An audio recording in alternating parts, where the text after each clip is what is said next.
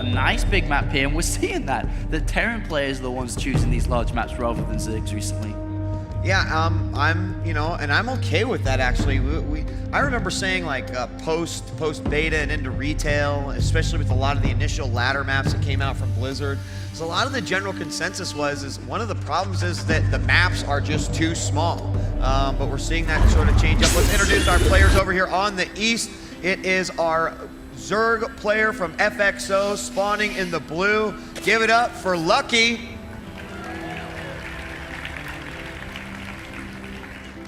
And in the north, down 1 game, Slayer's last hope here and a champion in the top 4 already. Give it up for Slayer's MMA. And the GSTL 2x MVP has his work cut out for him now. He really has to turn up basically the heat onto Lucky. He needs to play so good, and we've seen him do it throughout this tournament. MMA's been playing so well.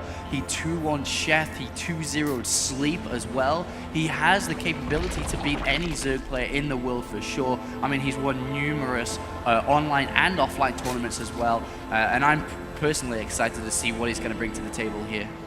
Yeah, MMA, I mean, certainly just some of his games this weekend, although we saw him suffer a couple losses that were surprising, he also gives us incredibly entertaining games as well. A lot of these guys really showing us what pushing it to the limit truly means, as in some cases, it's looked like there's no way they can win this. They're already down from a deficit, but being able to come back or turn the tides into their favor, and I feel like MMA is definitely one of the players who's capable of doing that. A lot of perseverance over there in the Slayers clan, and let's see, it looks like Lucky's going to go ahead and drop that hatch first. Drone does get inside, sees that the refinery is about ready to finish up. The Rax is right behind it, and we'll at least scope out the initial opening here of MMA. And with scouting out that initial opening, he can pretty much once again open up very greedy in terms of building drones. Gets a 17 extractor and will be throwing down the 17 spawning pool as well here. So he can pretty much go as greedy as can be. It is actually, yeah, it's going to be 17. So I thought he would do, you know, playing really aggressive with his economy, and he has gone hatch first, and we are going to see probably a Marine poker out. Actually, no, it's actually even just going to stay in the base. So there's not even going to be any fake pressure whatsoever, and I think we're just going to see a Reactor Hellion expand, especially on a map this big as well. You kind of need Hellions that can kind of jet across the map to do a bit of harassment, especially to stop that creep spread. Yep, certainly just the map size itself will be a consideration when it comes down to the army compositions as well. We have the SCV now making its way into Lucky's base, and just kind of jukes around the drone line there and gets as much information as he possibly can. The hatchery is now up, creep has popped, and he'll go ahead and get out of there. But the factory is about 75% done now for MMA. It looks like he's going to throw down the low ground CC right there, and feeling pretty comfortable with that. Yeah, and one Marine does make sure that we'll keep in the Zerg player honest, because we saw Sleep actually, who just skipped Lings whatsoever and got a lot of early drones instead of Lings. So he forces, or not really forces, but makes sure that there are Lings in production, and will retreat in plenty of time to get back to his base. So really making efficiency usage of his Marine there. Meanwhile, like you said, the command center on the low ground, and here comes the Hellion production to start to take map control back for a little bit and start to deny that creep spread. Yeah, especially with the Hellions in this particular scenario too.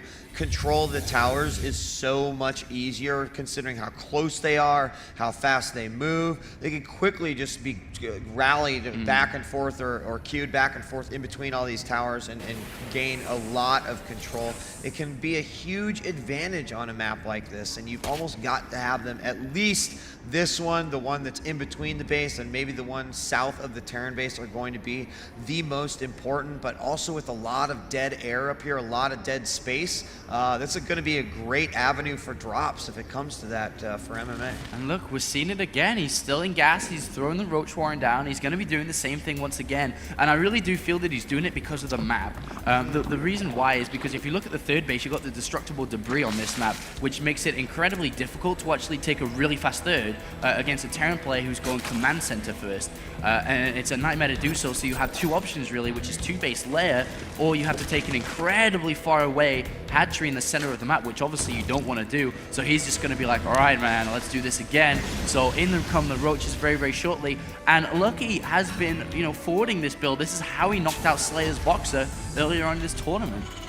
And, right now with the Hellions not moving in, there's a single spine crawler up front. There's 6 Roaches in production right now, and the gas is just pretty much limited to the 1 extractor and 3 on it.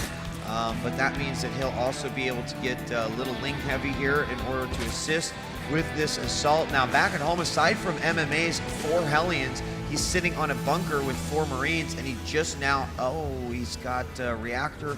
He's going to be switching that up, so he won't even have the tanks, I don't think. I think he's going to be okay, though, because the distances between bases is rather long, and Roaches are rather slow as well, and he spots it at the fastest time possible as well, so he can build a bunker now, and he has Stim very, very shortly. He has a Tech Lab on a Barracks, he has a Marauder as well, and he can build Medivacs as well. So Stim is going to finish in 30 seconds time, which is, just about 10 seconds after the Roaches are going to land there, but I feel that he has the best chance to defend this, even more so than we saw previously. Yeah, you're right. Especially with this bunker going up, and that is well, here we go. He's going to go in for.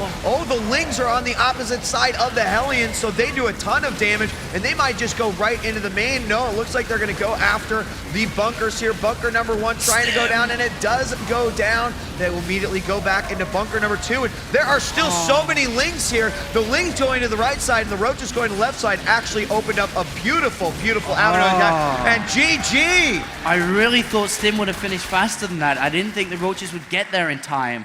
And without Stim, he just couldn't hold that off. I really thought Stim would finish there, and Lucky.